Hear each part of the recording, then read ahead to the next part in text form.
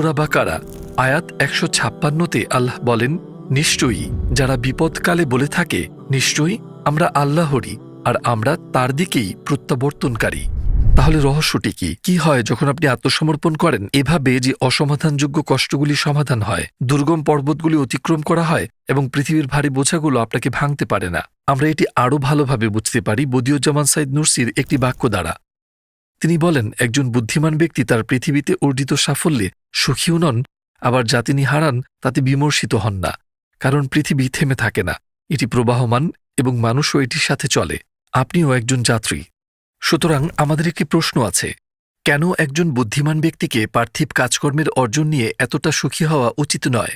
উত্তর হল, কারণ পৃথিবী থেমে থাকে না, এটি প্রবাহমান। দ্বিতীয় প্রশ্ন, কেন একজন বুদ্ধিমান ব্যক্তিকে পার্থিব কাজকর্মে যা হারায় তা নিয়ে খুব দুঃখিত হওয়া উচিত নয়? উত্তর হল, আবার কারণ পৃথিবী থেমে থাকে না, এটি প্রবাহমান। এমন একজন ব্যক্তির মতো যে ঝড়ের সময় একটি ভাঙা জাহাজের টুকরো ধরে থাকে এবং বেঁচে থাকে, ঠিক একইভাবে সমস্যা এবং চাপ একজন মানুষের মনে এবং হৃদয়ে ভাঙন সৃষ্টি করে। ঢেউগুলি আপনার চেয়ে বড়। আপনি জীবনকে তীব্র ভয়ে ধরে রাখেন। একসময় আপনি আপনার চোখ খুলে দেখেন এবং নিজেকে তীরে দেখতে পান। ঝড় শেষ হয়ে গেছে, আপনি বেঁচে আছেন। গরম সূর্য আপনার ত্বক স্পর্শ করছে। আপনি দ্বীপে এমন সম্পদ পেয়েছেন যা আপনার জীবনকে চিরদিনের জন্য সহজ করে দেবে। ঠিক তেমনই বিপদের মধ্যে যখন ঝড়ের সময় আপনার বুকে চাপ অনুভূত হয়, আপনি ভাবেন, এটা কি হচ্ছে, আমি কিভাবে পালাবো? এই সমস্যা কি যতদিন না আমি মরবো ততদিন শেষ হবে না? আপনি নিজেকে পাগল করে তোলেন। তারপর ঘটনাটি শেষ হয়ে যায়।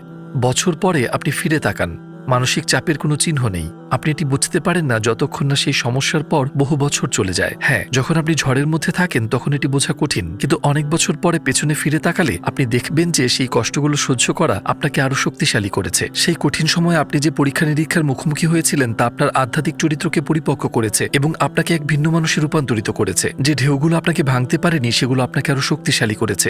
বদিউজ্জামান সাইদ নুরসি একজন ইসলামী পণ্ডিত যিনি বহু বছর ধরে কারাগারে ছিলেন। তিনি একবার বলেছিলেন, যে আল্লাহকে জানে এবং তাকে মান্য করে সে কারাগারেও সুখী হয়। প্রাসাদে থেকেও যে আল্লাহকে ভুলে যায় সে থাকে অন্ধকূপে, হতভাগা।